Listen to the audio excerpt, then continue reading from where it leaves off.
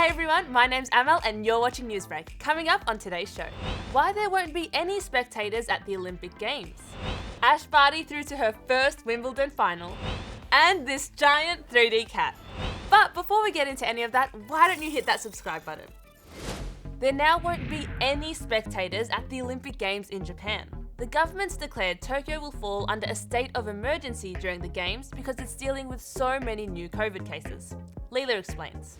Yeah, when it comes to crowds at the Olympics, it's been a journey. First, overseas crowds couldn't come. Then, they limited local crowds at venues to 10,000. And now, it's not going to look a whole lot different from this. Because crowds are now completely cancelled.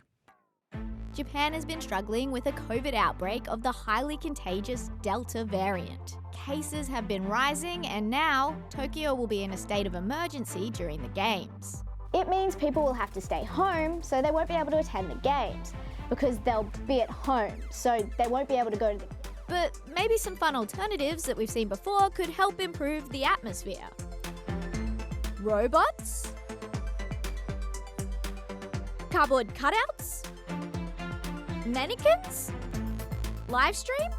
Oh, everybody in a bubble. No matter what, it's going to be pretty strange for the athletes.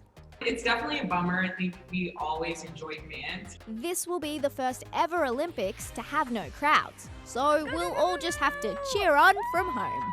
I hope that everyone around the world tunes in and still enjoys it and recognizes the beauty of the work that all these athletes have put in.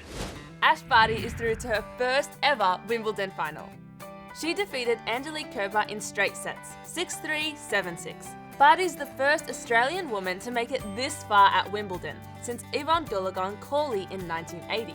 And as a tribute, she played her semi-final in a dress similar to the one Goolagong wore 50 years ago when she won her first Wimbledon title. Really special anniversary for Evonne, and I couldn't be more proud to be in a position to wear an outfit inspired by her. She'll take on Karolina Pliskova in the final on Saturday night. If winter's got you feeling a little bit cold and you'd rather be somewhere warmer right now, well, you're not alone. Every year, Humpback whales travel from Antarctica up to Australia's east coast to reach the Great Barrier Reef. But a couple of whales have gotten a little bit sidetracked. Here's Nat with more. Yep, that's right. Meet Humpback 1 and Humpback 2, a mum and a calf duo that are a little bit lost off the coast of New South Wales. But if family holidays are anything to go by, I'm not surprised. I think we're going the wrong way. Nah, trust me, I've been here hundreds of times. We are literally in the middle of nowhere. But in the case of these humpback whales, it's a detour that's brought a bit of joy to the residents of Richmond River in Ballina. You don't see this too often. I've been here for 23 years and it's never happened before. And you live right on the... And I live right on the waterfront. It's lovely. You see, every year, thousands of humpback whales migrate from the freezing cold Antarctic waters all the way up Australia's east coast to the Great Barrier Reef. There, they give birth to baby whale calves before making the journey back down, where they'll feast on krill until next year's migration period begins.